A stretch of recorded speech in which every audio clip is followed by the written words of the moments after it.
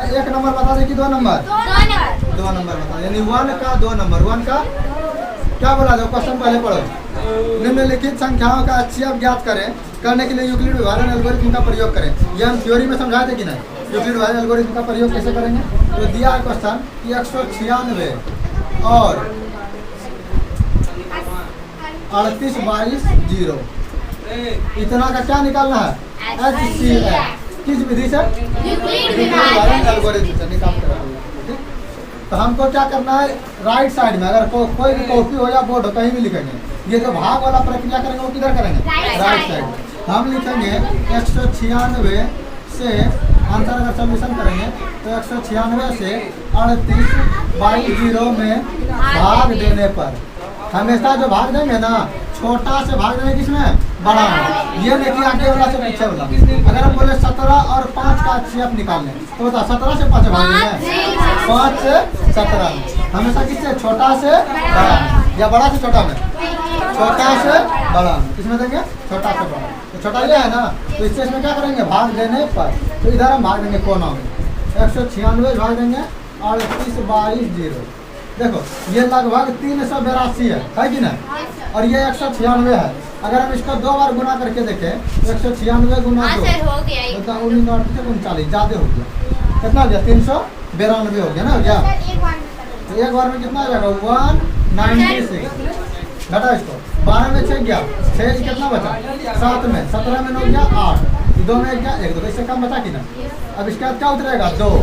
तो पहले जैसे भाग बनाते हैं ना, डायरेक्ट 195 बार में नहीं डायरेक्ट नहीं करता ना, पहले भाग की तरह बनाना। कैसे बनाना? और जब भाग खत्म हो जाएगा तब HCF शुरू होता है। ठीक। अब इसको हम ये 2 उतारने कितना लगभग मान लो 2000 आसपास में, अप्रोक्सीमेट 2000। और ये लगभग 200 ना है। ऐसे पहाड़ा आता है तुमको 196 का? नहीं आता। तो गुना करके चेक करोगे 196 गुना 5 बार में आएगा कि 6 बार में आएगा, इसे अंदाज करके चेक करेंगे।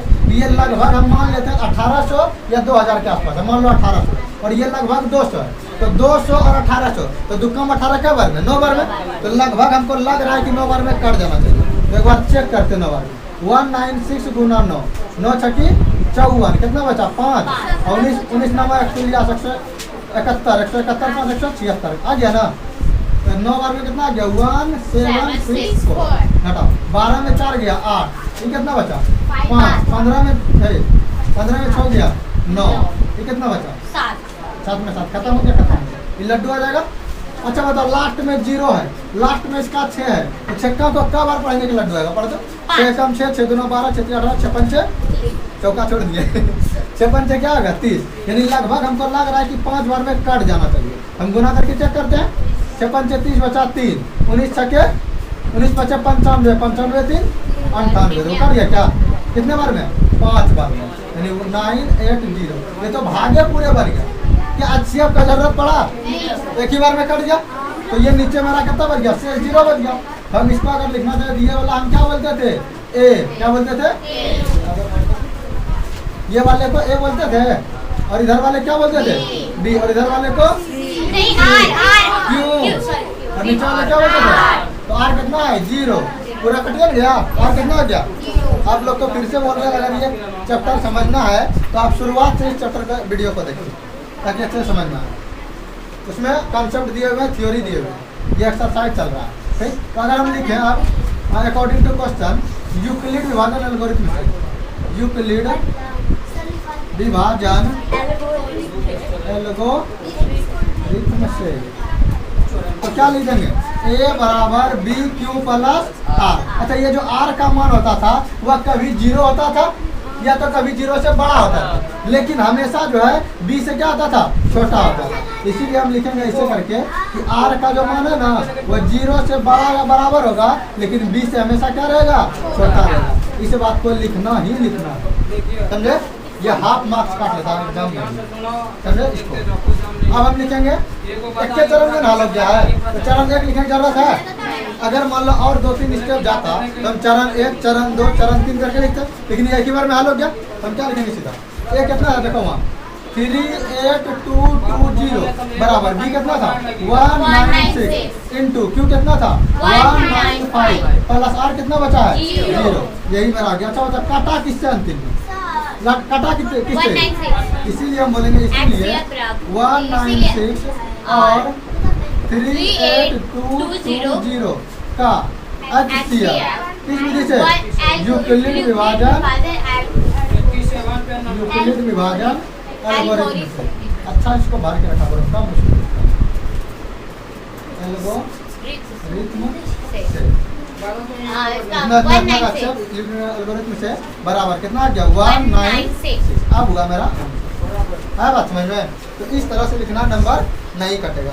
ये ABCD नहीं लिखना है, ये हम ABCD तुमको समझाने के लिए लिखे हैं। इसको A कहते हैं, इसको B कहते हैं, इसको C और इसको R, इसको लिखना नहीं है। तो इसको नोट करोगे या फिर मिटा दोगे? मिटा दीजिए। अब बाकी आप लोग स्क्रीनशॉट लेके रख लीजिएगा अगले क्वेश्चन पे। मिटा दे समझ में आया कि नहीं? इसको डाउट है ना? लगभग तीसरा बार बता रहे हैं। अगर शुरू से जो वीडियो देखता होगा क्या बता रहे थे, बच्चा वाला चीज बता रहे हैं ना, लग रहा है बच्चा वाला चीज करके आने के बाद लगता है। हाँ बस वही अंतर है। अब 2 नंबर क्वेश्चन देखे पढ़ो 2 नंबर से कोई भी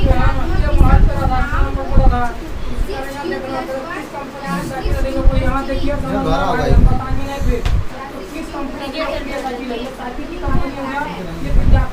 चलो ये ठीक है। क्वेश्चन नंबर 2 देखो क्या क्वेश्चन बोला दर्शाइए कि कोई धनात्मक पूर्णांक। क्वेश्चन समझना क्या लिखा है? कोई धनात्मक पूर्णांक। धनात्मक बता अगर कोई थ्योरी नहीं पढ़ा होगा तो उसके लिए ये पूर्णांक शब्द आएगा। अब उसको पूर्णांक समझ में आएगा और तुम लोग को समझा कि ना पूर्णांक। प्लस धनात्मक ऋणात्मक और शून्य को पूर्णांक है। इसीलिए पिछला क्लास देखना जरूरी है तो जरूरी है। पूर्णांक किसको कहते थे? जिसमें धनात्मक आता था, ऋणात्मक आता था, शून्य। इस तीनों के समूह को क्या कहते थे? पूर्णांक। धनात्मक में 1 2 3 4 प्लस कुछ भी आ जाएगा और ऋणात्मक में -1 -2 -3 कुछ भी आ जाएगा। और जीरो का बात करें तो जीरो तो है ही। ये अगर तीनों आ गया तो उसी को हम क्या बोलेंगे? लेकिन इस क्वेश्चन में पता है क्या बोला है? सिर्फ और सिर्फ धनात्मक। धनात्मक धनात्मक नहीं धनात्मक यानी प्लस वाला। कौन बोला है? क्या माइनस लेने बोला है? जीरो लेने बोला है? तो क्या बोला? सिर्फ और सिर्फ धनात्मक। कोई धनात्मक पूर्णांक 6q + 1 6q + 3 और 6q + 5 के रूप का हो सकता है। हमको क्या दर्शाना है? अकॉर्डिंग टू क्वेश्चन से सिद्ध करना। इसको लिखना नहीं है, समझाने तुमको। डायरेक्ट अकॉर्डिंग क्वेश्चन से सिद्ध करना है। सिद्ध या फिर हम लिख सकते हैं इसे मान लेते। इसको मिटा दें, इसको मानते हैं। माना कि ए कोई धनात्मक पूर्णांक है। ए कोई धनात्मक पूर्णांक है। जो बोला क्वेश्चन वही मान लिया क्योंकि इसमें दिया तो नहीं है। तो क्वेश्चन क्या बोला? क्यों कभी तो मान सकते हैं नहीं ना। धनात्मक पूर्णांक क्या बोला कि दर्शाइए कोई धनात्मक पूर्णांक। अच्छा विषम भी बोला है। धनात्मक विषम पूर्णांक। धनात्मक विषम उसमें विषम नहीं विषम से हाँ पूर्णांक बोला।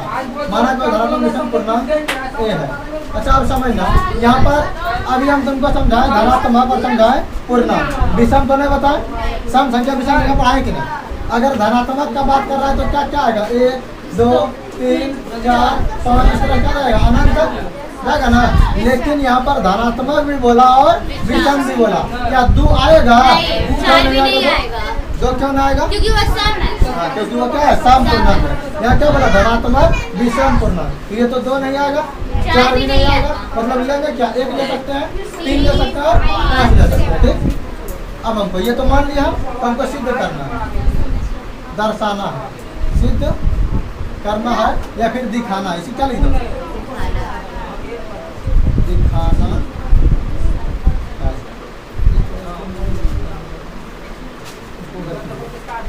तो सिद्ध करना है क्या? ये जो है 6q + 1, 6q + 3, 6q + 5 के रूप का है।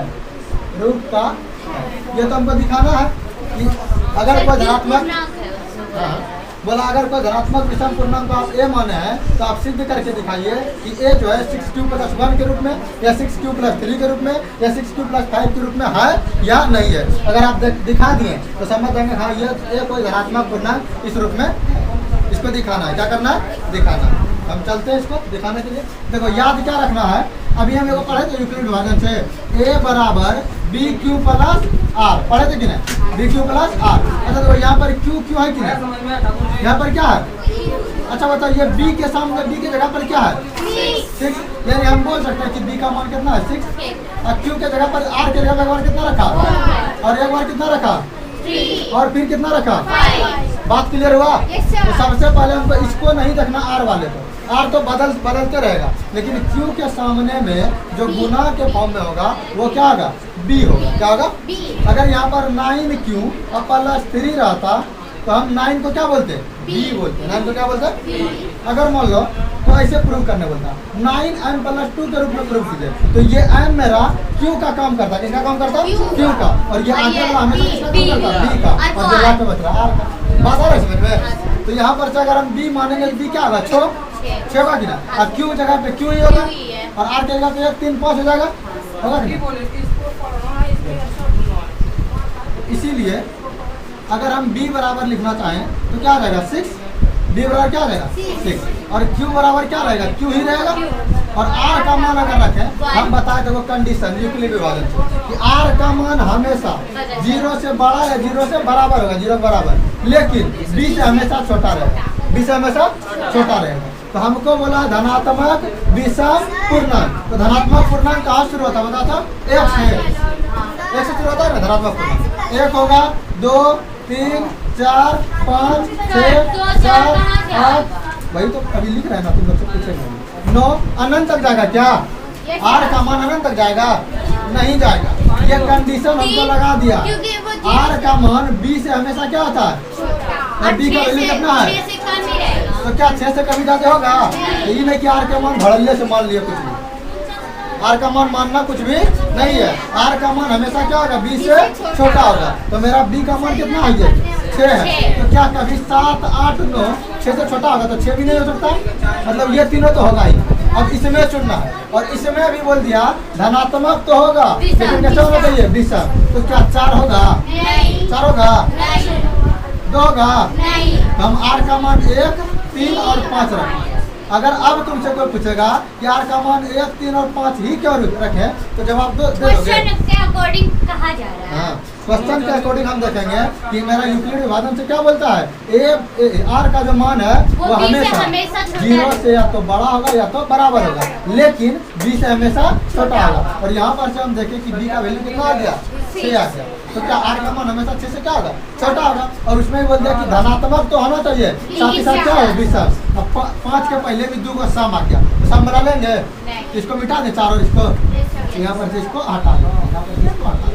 तो r हम क्या क्या मान लिए बता दो, 1 3 और 5, ये भी क्या किया हमने, दिक्कत क्वेश्चन में भी तो यही दिया गया है। अब तो प्रूव करना है ना, अब हमको प्रूव करना है। इसीलिए यूक्लिड विभाजन एल्गोरिथम से, यूक्लिड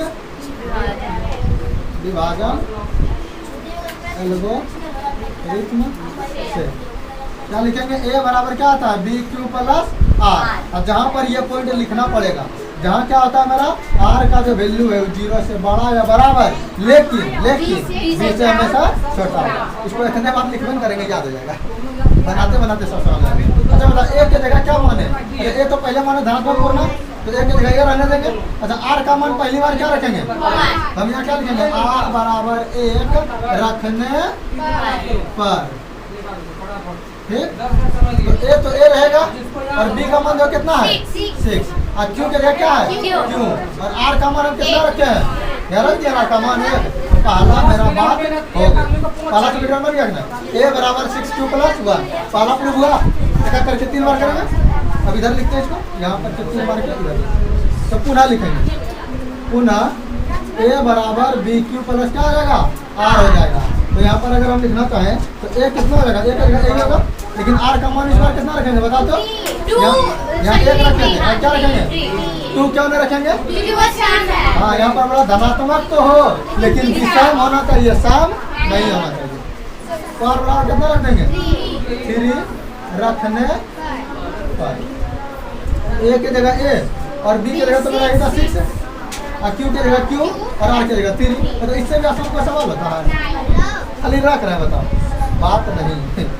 समझो यहाँ कैसे बता दे कि 25 25 25 हाँ सर, हम लोग दिमाग से उतर जाता है। नहीं सर, हम लोग समझ रहे हैं। पुनः लिखेंगे पुनः, तो पुनः क्या होगा? कितना रख देंगे? 5 रखने पर तो क्या हो जाएगा? a बराबर b प्लस r, a का a हो गया, b के जगह 6 हो गया, q हो गया और r का मतलब 5 हो गया। क्या प्रूव? और नीचे हम एक कथन लिखेंगे भाषा अतः। हाँ, अतः हम कह सकते हैं कि ए जो हम माने थे ए एक धनात्मक नहीं विषम, धनात्मक विषम पूर्णांक है, विषम पूर्णांक है जिसे इस रूप में बताओ तो नहीं जिसे इस रूप में लिख सकते हैं, जिसे 6q plus 1 6q plus 3 6q plus 5 के रूप में लिखा जा सकता है, लिखा जा सकता है। ये वाला थोड़ा अच्छा क्वेश्चन था, इसको तुम लोग नोट कर सकते हो। नहीं नोट करोगे कोई दिक्कत? तब PDF भेज देंगे और क्या लिख लेना। और आप लोग स्क्रीनशॉट ले लीजिए आराम से इसको एक बार। क्या PDF तो प्रोवाइड करा सकते हैं, टेलीग्राम से जुड़ेगा तब ना। चलो अगला सवाल पे चले बेटा, इसको समझ आ गया ना? दिक्कत आयुष कहीं पे दिक्कत फिर से समझा देंगे तुमको रे, तुमको दिक्कत नहीं है? इतना जटिल से जटिल सवाल इजी तरह समझ में आ रहा है, मिटा देना।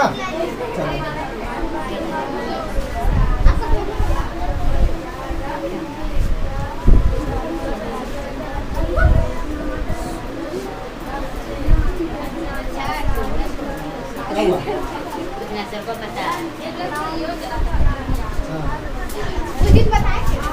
गुरु गोविंद सिंह के पप्पा का गुरु गोविंद सिंह का नहीं था, गुरु नानक।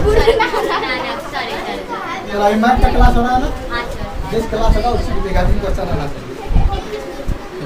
देखो सर इसमें 2 ही क्वेश्चन 3 नंबर है, जो लगेगा थोड़ा सा लेट इसी में लगेगा, थोड़ा लॉन्ग यहाँ पर कभी कभी 5 नंबर पूछता हर बार में। अगर 3 नंबर का बात करें पहले इस क्वेश्चन को समझो। तुम लोग कोई आर्मी बैंड वाला समझ ना आएगा, ताकि लड़की लोग आर्मी को जल्दी पसंद नहीं करती है, बहुत उससे एलर्जी रखती है, इसलिए कम समझ आएगा। समझना इसको। बोल रहा किसी परेड में 616 सदस्य वाली एक आर्मी सेना की टुकड़ी है, यानी एक टुकड़ा है आर्मी का, ठीक ना? टुकड़ी आर्मी का एक बटालियन होता है और वह पूरा बटालियन एक साथ जाता है। जैसे दरोगा का ट्रांसफर हो जाता है तो दरोगा एगो उठ के चला गया दूसरा थाना में, लेकिन आर्मी में ऐसा नहीं होता। आर्मी में एगो दरोगा या एगो क्या बोलता है कमांडर का ट्रांसफर नहीं होता, समझे? डायरेक्ट उसका पूरा बटालियन का होता है। वो अपना जितना बोरिया बिस्तर है ना, टेंट उंट सब, खाना पीना, लोटा थरिया गिलसा विला सब बांध लेगा और सबको लेके जाएगा। मतलब अगर वो खाली करेगा पूरा बटालियन खाली करेगा, वो खाली नहीं करता। तो उसी तरह इसको खाली करवाना है। मान लो किसी परेड है, ठीक? परेड करवाता है ना, जैसे 15 अगस्त का परेड हो रहा है, हाँ तो परेड समझते हो ना?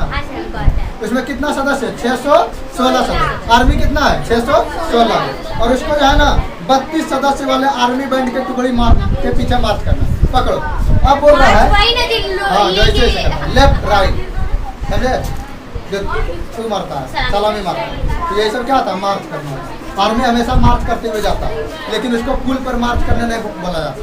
जब इसको हम पढ़ाएंगे ना फिजिक्स में, तब बताएंगे कि जब मार्च एक साथ क्या आता है ना, उससे अनुनाद उत्पन्न होता है, और अनुनाद उत्पन्न होने से छोटा सा फोर्स हाई फोर्स हो जाता है, इसलिए बड़ा से बड़ा पुल टूट जाता है। जब आर्मी मार्च करेगा ना पुल पर, तो पुल गिर जाएगा। जो विक्रमशिला सेतु है वो गिर जाएगा।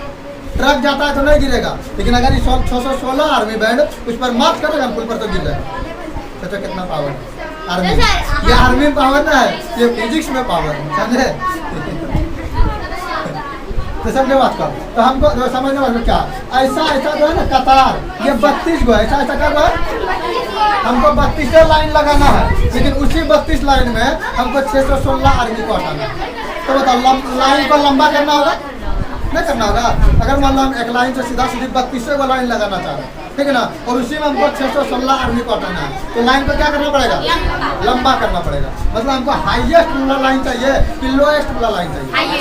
हाईएस्ट। और जब हाईएस्ट बोले ना तो HCF का फुल फॉर्म क्या था? Highest common factor. तो हाईएस्ट आएगा तो HCF और लोएस्ट कॉमन मल्टीपल। लोएस्ट बोलेगा तो LCM, लोएस्ट बोलेगा तो और हाईएस्ट बोलेगा तो HCF। तो हमको जो है ना कितना हाईएस्ट कॉमन लेना था, क्या लेना था? हाईएस्ट। अगर मान लो 616 है सदस्य और 32 इसको टुकड़ी में मार्क करना है, तो इसमें जो है हाईएस्ट क्या मिल सकता है, कितना कितना का टुकड़ी का हम लाइन बना दें जो कि मेरा जल्दी से जल्दी लाइन क्या हो जाए, अरेंज हो जाए। तो इसको हमको क्या निकालना पड़ेगा? HCF निकालना पड़ेगा। हाईएस्ट बोलेगा क्या निकालेंगे? लोएस्ट बोलेगा तो हम लोग को कंफ्यूज करना था। ठीक है, तो इसका भाषा लिख देते हैं। ठीक, कुल सदस्यों की संख्या दिया गया है, इसमें क्या लिखेंगे? दिया गया है। क्या दिया गया है? कुल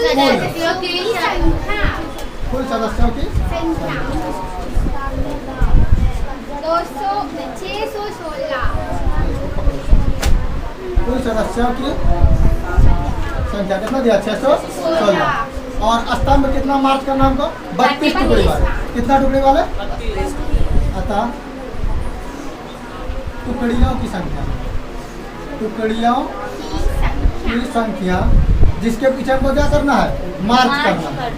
जिसके पीछे मार्च समझ रहे हो कि नहीं? वही जो लेफ्ट राइट कर रहा है, यानी कि मार रहा है, मार्च करना है। इसकी संख्या कितना है? 32। कितना है? 32। इसीलिए हमें उन स्तंभों की अधिकतम संख्या ज्ञात करनी होगी। अधिकतम संख्या ज्ञात करनी होगी जो क्या करता है? इन दोनों को मार्क करता है। जो इन दोनों को समान स्तंभों में मार्च करती है।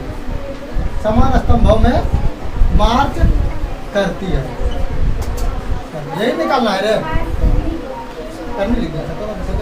हमें उन स्तंभों की संख्या अधिकतम संख्या ज्ञात करनी है। ठीक है, हमें उन स्तंभों की अधिकतम संख्या ज्ञात करनी है ना। उन स्तंभों की अधिकतम संख्या ज्ञात करनी है जो इन दोनों दोनों को समान स्तंभों में मार्च करती है। समान स्तंभों में मार्च करती है। बोले मार्च, लेकिन लिखे ना बताओ। मार्च करती है।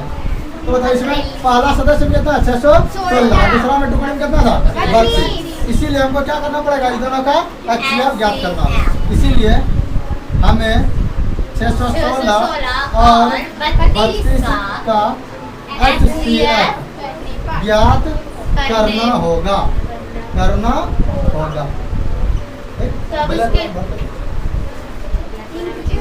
इसीलिए यूक्लिड विभाजन एल्गोरिथ्म से। अच्छा, इसीलिए सुमन ना कि हम तो यूट्यूब से देखिए होशियारी। यूक्लिड एल्गोरिथ्म से।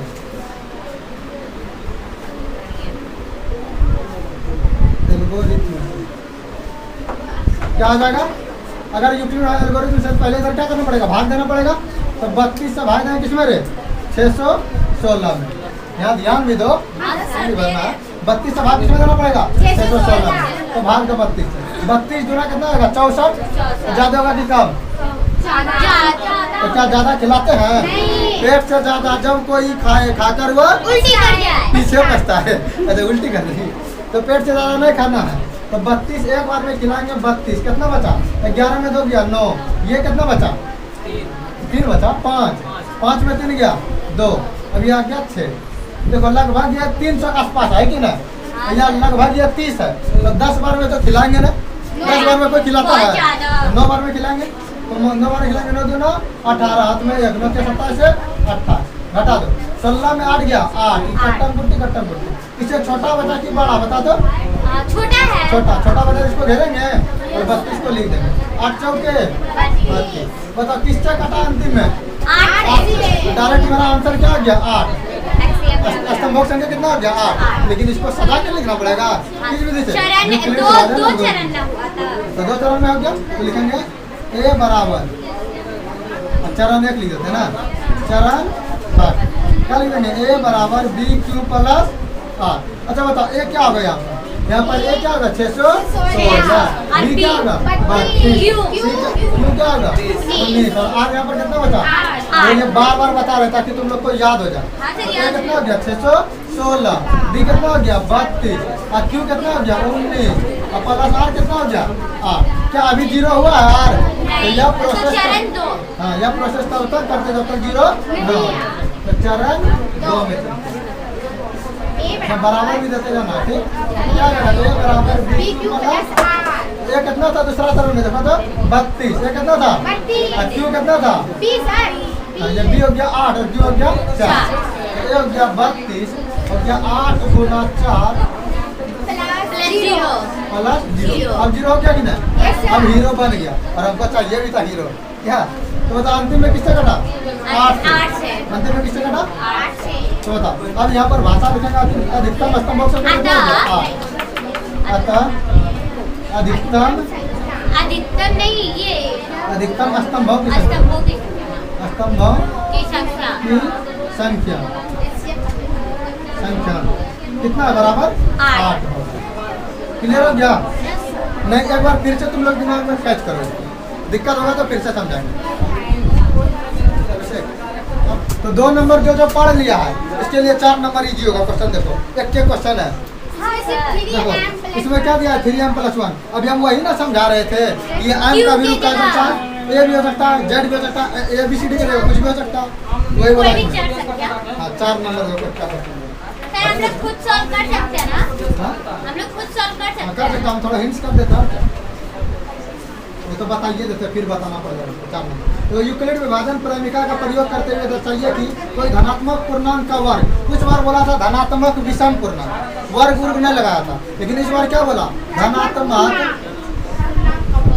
पूर्णांक का वर्ग, धनात्मक पूर्णांक का वर्ग में स्क्वायर करना पड़ेगा, यानी धनात्मक पूर्णांक तो लेंगे और उसका क्या करना पड़ेगा वर्ग करना पड़ेगा। जैसे मान लो हम 1 लिए तो 1 का स्क्वायर मांगेगा, अगर हम 2 लिए तो 2 का स्क्वायर मांगेगा। ये क्वेश्चन से समझ में आ रहा है कि प्रूव कीजिए कि कोई धनात्मक पूर्णांक का वर्ग धनात्मक पूर्णांक का वर्ग किसी पूर्णांक m के लिए 3m + 3m+1 के रूप का हो सकता है। तो m को पूर्णांक बोला, m को क्या बोला पूर्णांक बोला, तो पूर्णांक में 0 भी हो सकता है कि नहीं? हो सकता है ना। तो किसी धनात्मक पूर्णांक m के लिए 3m या 3m+1 के रूप का हो सकता है। तो सर 3m से बोला तो उसमें हमको 0 ना करना होगा? नहीं, पूर्णांक के रूप में देखो, पूर्णांक का क्या करना है हमको वर्ग, पहले समझो बात। हमको मानना क्या है धनात्मक पूर्णांक, क्या मानना है धनात्मक। हम मान लेते हैं, माना कि कोई धनात्मक पूर्णांक a है, क्या मान लिया कोई धनात्मक पूर्णांक a है। अच्छा देखो m के जो गुना के रूप में है वही मेरा क्या होगा b होगा, m का जो गुना के रूप में वही क्या होगा b होगा। इसीलिए अगर हम लिखना चाहें तो b बराबर क्या हो जाएगा मेरा b बराबर 3 ना होगा, और q बराबर क्या होगा m, और r बराबर तो मानना पड़ेगा। अब देखो मेरा क्वेश्चन था 3m प्रूव करना और 3m+1, यही ना प्रूव करना है। क्या प्रूव करना है 3m+1 प्रूव करना है। तो देखो मेरा m के गुणज में जो रहेगा वो क्या आ जाएगा मेरा b हो जाएगा, होगा कि ना। और यहाँ पर कौन रहता था q, कौन रहता था, तो q के जगह पे क्या आ गया m, और r का मान हम बताए थे कि कभी भी b से बड़ा मतलब छोटा ही होगा। और ये बोला क्या है धनात्मक पूर्णांक लेना, क्या लेना है हम a को धनात्मक पूर्णांक मान चुके हैं, a को धनात्मक पूर्णांक मान चुके हैं। तो r का मान जो हम क्या मान सकते हैं अगर धनात्मक r का मान 0 भी मान सकते हैं, 1 भी मान सकते हैं, 2 भी मान सकते हैं, 3 तो नहीं मान सकते। क्यों नहीं मान सकते? क्योंकि b से हमेशा छोटा होगा। और r का मान 0 के बराबर, यहाँ पर हम लिख दें कि r का मान जो है 0 से बड़ा या बराबर, लेकिन 3 से b से हमेशा छोटा होगा। तो 0 बराबर हो सकता था कि, और 1 से 1 भी हो सकता है, 2 भी हो सकता है। इसमें क्या विषम या सम का बात बोला है? अगर विषम बोलता तो 2 को काट देते, सिर्फ 1 लेते और तब 0 भी नहीं लेना पड़ता। और अगर सम बोलता तो फिर 1 को काट देते, न काटते 2 को लेते। अलग ना समझ में, इसमें कुछ नहीं बोला, सिर्फ क्या बोला धनात्मक पूर्णांक, तो ले लिया धनात्मक पूर्णांक। क्या होगा b से छोटा होगा, r का मान b से छोटा होगा, b से छोटा लिया कि नहीं। अच्छा बताओ क्या हम 2 मानेंगे, समझो दिमाग। सर हम 0 क्यों नहीं मान सकते? क्योंकि 3m 0 तो मान सकते सर, क्योंकि 2 नहीं मानेंगे क्योंकि प्लस में वही तो बता रहे 2 हम मानेंगे या नहीं मानेंगे, वही पूछ रहे हैं। क्यों नहीं मानेंगे? क्योंकि प्रूव नहीं करना है, क्या प्रूव करना ना।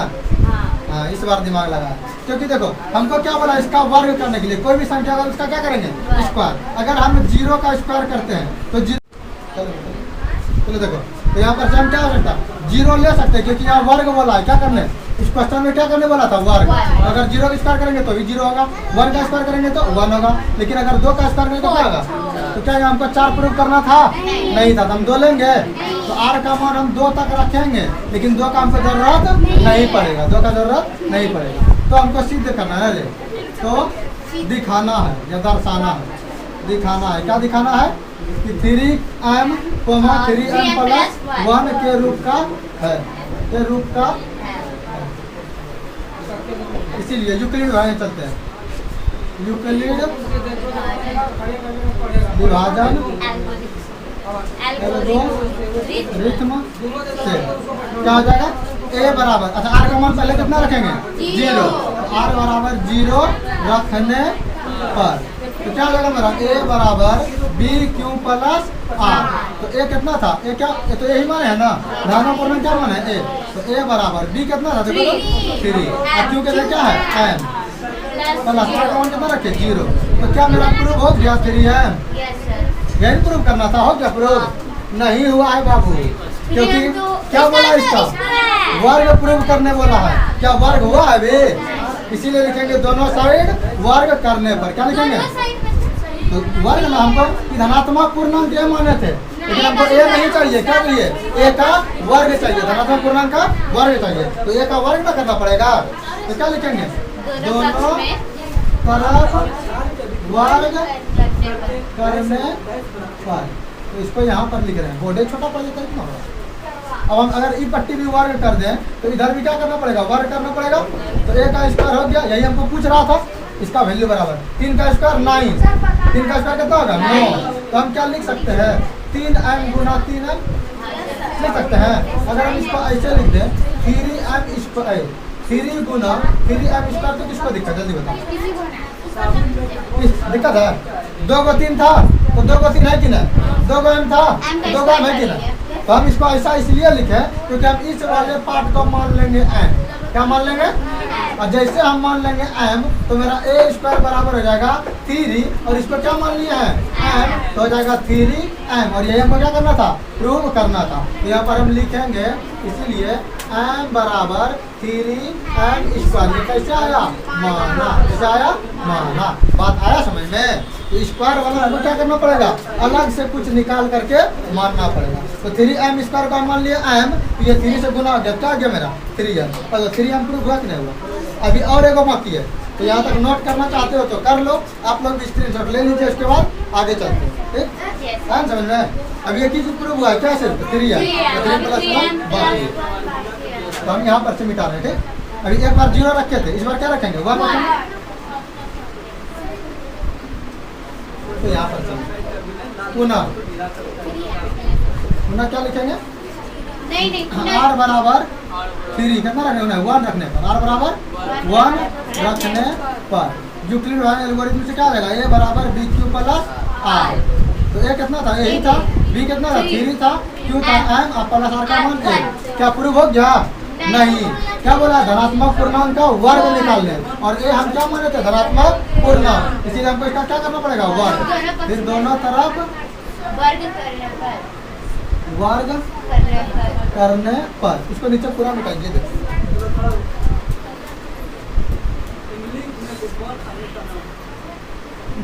अब इसका वर्ग कर देंगे तो a का स्क्वायर a स्क्वायर हो जाएगा, इधर 3m प्लस 1 का होल स्क्वायर करेंगे तो a प्लस b का होल स्क्वायर हुआ, तो a स्क्वायर बराबर a square plus b square और प्लस 2a, एक क्या है 3m, ऐसे मान इसको हम क्या मान लिए हैं 3m को मान लिया है a, और इसको क्या एक को क्या मान लिया, तो a प्लस b का होल स्क्वायर हो गया। तो फॉर्मूला क्या होता है a square plus b square plus 2ab। Clear है कि नहीं है, तो उसी तरह लिखें। तो एक काम स्क्वायर किया देखो तो, अब प्लस में b का स्क्वायर, तो b का स्क्वायर किया कि ना, अब प्लस 2ab, तो 2 गुना a का क्या है 3m, अब b का क्या है 1। अब a स्क्वायर बराबर 3, इसको हम क्या लिख सकते हैं 3 गुना 3m का स्क्वायर, ऐसा इसीलिए लेंगे कि कॉमन है। अब इधर 1 का स्क्वायर 1 हो गया, इसको हम पीछे में लिखेंगे, इस 1 को कहाँ लिखेंगे इसको हम क्या लिख सकते हैं? देखो तो 3 गुना 6m, लेकिन इसी तरह लिखेंगे 3 गुना 2m। बताओ दिक्कत है तो बोलो। 3 को आगे कर दिया, 2 को सर पीछे कर 1 दिया। का स्क्वायर 1 लिखे आप। +1 यहाँ लिख देंगे। इसको इसलिए इसीलिए किए, इस 1 को हम पीछे में लिखे, कहाँ लिखे? और इस वाले टर्म को आगे में लिखे, ताकि इस दोनों में कुछ कॉमन आएगा। देखो तो आ रहा है कुछ कॉमन? 3 क्या कॉमन आ रहा है? 3। इस दोनों में क्या मिल रहा है? 3। तो a स्क्वायर बराबर है, इस दोनों में हम 3 को कॉमन ले लें, तो इसमें क्या बच गया? 3m square. अगर हम यहाँ पर से 3 को इस घर में से 3 को बाहर कर लेते हैं, बचा 3m स्क्वायर, और इस घर में से भी 3 को बाहर कर दिया बचा, तो यहाँ बीच में प्लस था, +2m बच गया, और लास्ट में क्या था? 1। अच्छा बताओ, इस पूरे का अगर हम m मान लें, मेरा प्रूफ हो जाएगा ना? होगा। तो a स्क्वायर बराबर 3, इसको क्या मान लिया? m, और प्लस में क्या था? 1। यही प्रूफ तो आप करना साइड में लिखना हाँ, होगा तो ना। लिखना पड़ेगा सर, इसीलिए M 3m स्क्वायर +2m बराबर क्या माने थे? m, ये माना। बात क्लियर हुआ? अब प्रूफ हुआ कि नहीं? अतः हम लिखेंगे, अतः हम कह सकते हैं कि किसी धनात्मक पूर्णांक का वर्ग किस किस रूप में हो सकता है? 3m 3m + 1 के रूप का हो सकता है, के रूप का हो सकता है। क्लियर हुआ? इसको और एक बार अच्छे समझ लो। आप लोग स्क्रीनशॉट लेना चाहते तो ले लें, और अगर वीडियो पसंद हो तो लाइक और शेयर करें, अपने दोस्तों को जोड़ें। इस चैनल पे जो है ना, आपको इस बार 2024 से 25 का फुल सिलेबस खत्म मिलेगा, चाहे वह मैथ हो, चाहे वह साइंस का, फिजिक्स, केमिस्ट्री, बायो हो, चैप्टर वाइज शुरू से लेकर अंत तक सॉल्यूशन हो। तो पसंद हो तो लाइक कमेंट करें, फिर मिलते हैं अगले वीडियो में।